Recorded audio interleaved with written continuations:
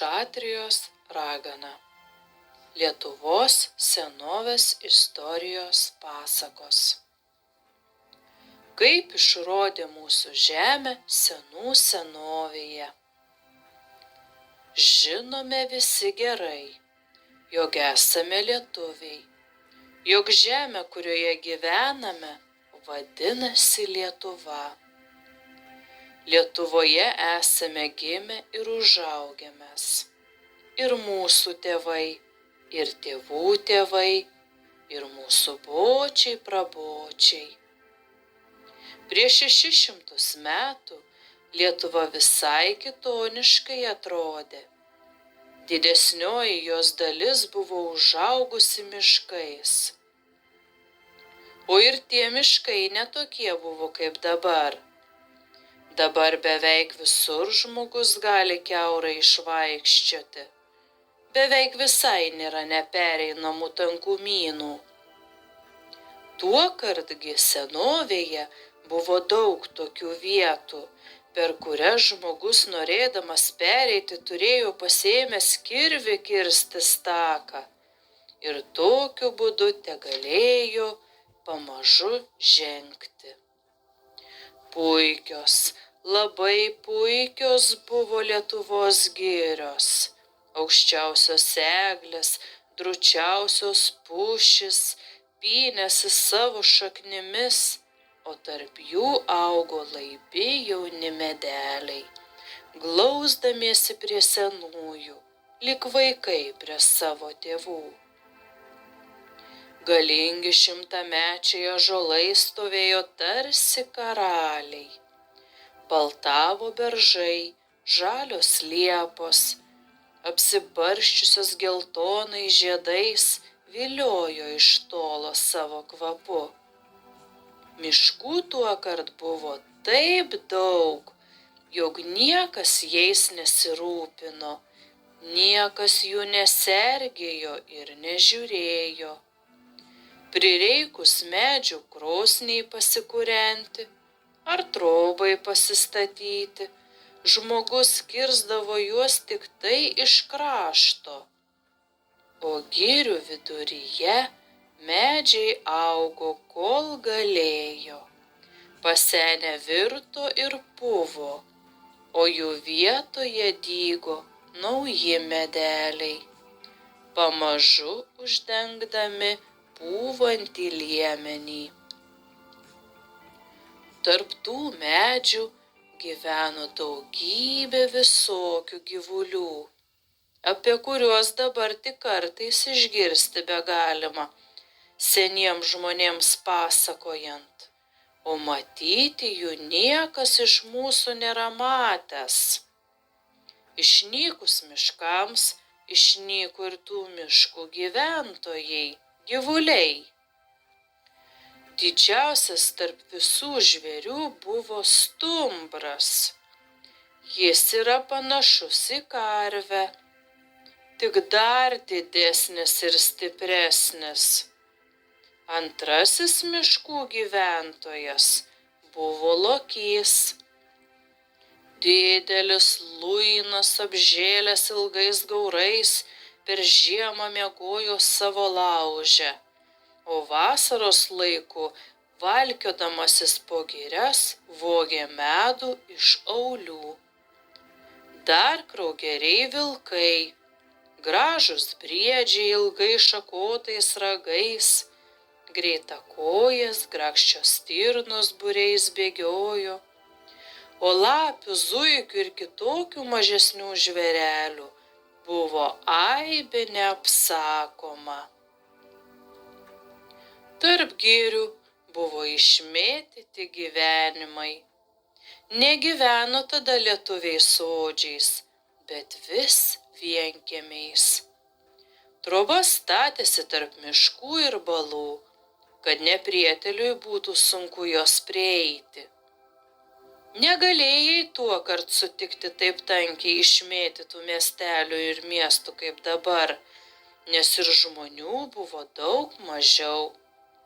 Visų didžiausi Lietuvoje miestai buvo Vilnius, Kaunas, Naujapilis, Kernuva, Trakai.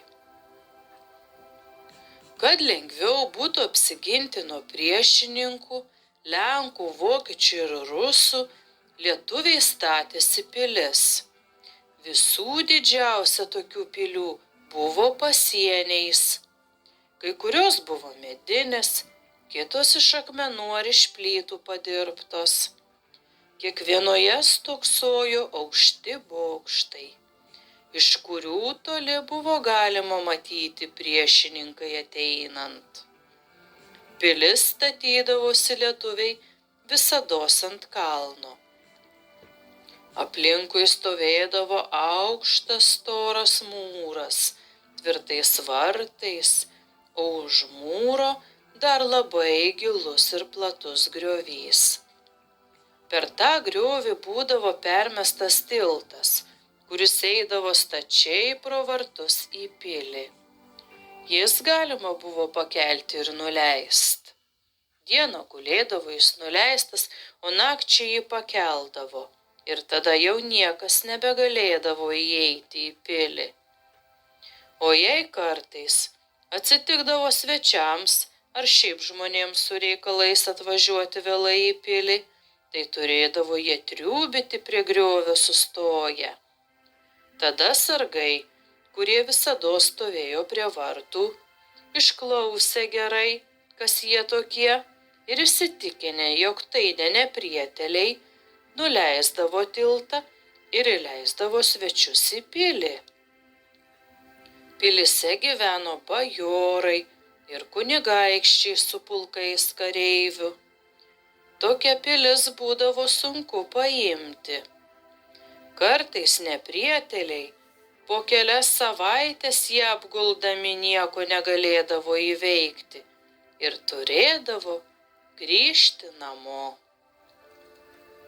Senovės lietuviai. Senovės lietuviai buvo labai narsūs ir drąsūs. Kariaudami neskaitydavo neprietelių. Vienas ant 10 puldavo. Vėlydavo patys galą gauti nekaip būti nuveiktiems. O neprietelių lietuviams netrūko.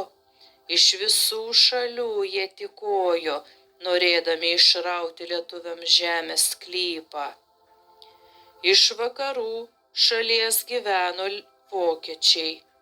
Vadinosi jie kryžiuočiais dėl to, kad vilkėjo baltais apsiaustais su juodu kryžiumi, išsiūtu ant dešiniojo peties.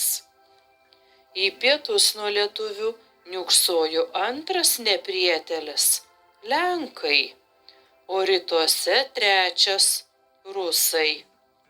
Taip tatai mūsų Lietuva buvo apsiausta priešininkų, lyg sala vandenų. Kokios tatai lietuviams reikia kantrybės, narsos ir išminties, kad jiems nepasiduotų. Mūsų bočiai labai mylėjo laisvę. Kiekvienas vėlijo laisvas nors miške tarp žvėrių po lapais gyventi. Ne kaip auso namuose vergauti. Tai be paliovos kariaudami, maža jie teturėjo laiko užsiimti ūkiu. Senovės lietuviai maža tedirbdavo lauko, tik tiek, kiek jiems patiems reikė. Sėdėdami namie dažnai medžiojo, nukautų žvėrių mėsą valgė, iš kailių siuvosi kailinius ir apdangas, iš stumbrų ragų dirbo taurės alui ir midui erti. Net maži berniukai jodavo kartu su tėvais medžioti ir per kiauras dienas grumdavosi tankiose giriose su lokiais, stumbrais ir briedžiais, iš mažų dienų pratindamiesi prie vargo ir kovos, kad paskui galėtų savo tėvynės neprietelius mušti. Tas lietuvis tesivadino vyras, kas lokį ar stumbrą vienu smūgiu parito. Moteris buvo labai darbščios. Išėjus vyrams į karą, pasilikdavo namie tik tai jos seniai ir vaikai. Tada moteris turėdavo visa ko pačios rūpintis. Arė laukus, sėjo ir pjovė. Kartais jodavo medžioti, norėdamos mėsos namo parnešti. Verpė, audė ir siuvo apdarus visai šeimynai. Žiemos laiku vakarais susirinkdavo visi į būrį, kiekvienas su savo darbu. Vyrai virves suko, tinklus mezgė, nagines raukė, moteris verpė. Vyrai pasakodavo apie karus, vaikai klausydavo išsižioję, nuo pat mažens mokydamiesi mylėti tėvynę ir laisvę ir gintis nuo neprietelių. Vyriausiu visos Lietuvos viešpačiu buvo didysis Lietuvos kunigaikštis. Bet kadangi Lietuva buvo labai plati, vienas žmogus neištesėdavo jos valdyti. Didysis Lietuvos kunigaikštis turėjo vyrų, kurie jam padėdavo valdyti. Tie padėjėjai buvo vis kunigaikščiai, didžiojo kunigaikščio giminaičiai. Tokie tai buvo anais laikais mūsų prabočiai. Per ištisą savo gyvenimą, iš mažų dienų ligi mirdami, vargo, kariavo be atilsio, grūmė kryžiuočius, lenkus ir rusus. Vis, kad Lietuva būtų laisva, plati ir tvirta, kad jų vaikai svetimiems nevergautų. Jų gyvenimas buvo viena auka, pašvęsta tėvynei.